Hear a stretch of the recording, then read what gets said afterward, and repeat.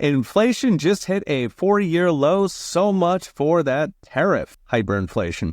Gas is down, groceries are down, eggs dropped 13%, the second biggest drop on record. This all took wages to their fastest growth since March of 2021, the very beginning of Joe Biden's reign of error. Even CNN admitted the good news, saying, quote, "It's an unexpected development that's defying economists' expectations. Maybe they need better economists." Regime mouthpiece NBC News responded by launching a new food price tracker, which is fun because inflation almost always rises thanks to the Fed, so they're hoping to ding Trump when they never ran a tracker during Joe Biden's 9% inflation. The new numbers take Trump's annualized inflation to just 1.6% in his first 3 months. That's about half Joe Biden's last 18 months, is about 1/4 Biden's final annualized number on inflation. In fact, ironically, 1.6 is exactly the same number inflation was when Trump left office last time, defying economists' expectations.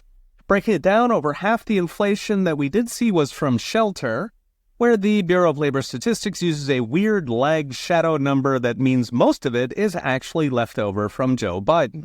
There was literally zero inflation in goods. Those were supposed to soar on tariffs, which came at the beginning of the month. For the specific things most hit by tariffs, China-heavy household furnishings were up 1%, but clothing was actually down. New cars were also flat. They're mostly made in Canada and Mexico. So we got 145% tariffs, and that came to between 1% and nothing. Happily, used car prices were down a half point. That's annualized 6%, which I'm hoping is self-deportations flooding the used car markets. The big one was groceries, down almost a 0.5% on the month. That's 5% annualized, led by plunging egg prices because Donald Trump stopped killing chickens, but also drops in fruits and veggies, bakeries and dairy, pretty much everything but booze. The Tame report gave color to the ongoing battle between Donald Trump and Jerome Powell over interest rates, which the Fed jacked up to fix Bidenflation that apparently Donald Trump just fixed.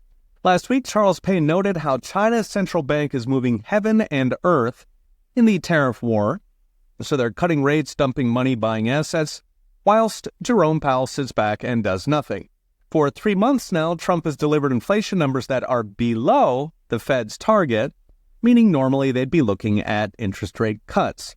Meanwhile, for 112 years, the Fed cuts obediently whenever policy needs it, whether for war, stock market crashes, or COVID lockdowns, but not tariffs that Jerome Powell admitted would be at most a point or two one-time hit to prices. Former Fed member Kevin Warsh, Trump's likely replacement for Powell, has been very vocal about this, saying if the Fed cannot handle a couple points one time, it sends a message to markets that the Fed is impotent.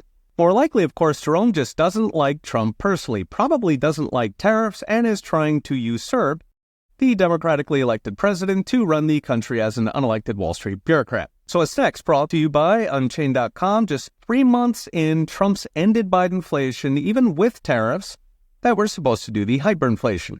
He's growing wages. They've already made back a quarter of the ground lost under Biden, and he's brought a historic avalanche of foreign investment to get inside that big, beautiful tariff umbrella, all with zero help from the Fed. A new podcast drop, rounding up all the week's videos. Search Peter St. Onge wherever you enjoy your podcasts. Okay, we'll be watching. See you next time.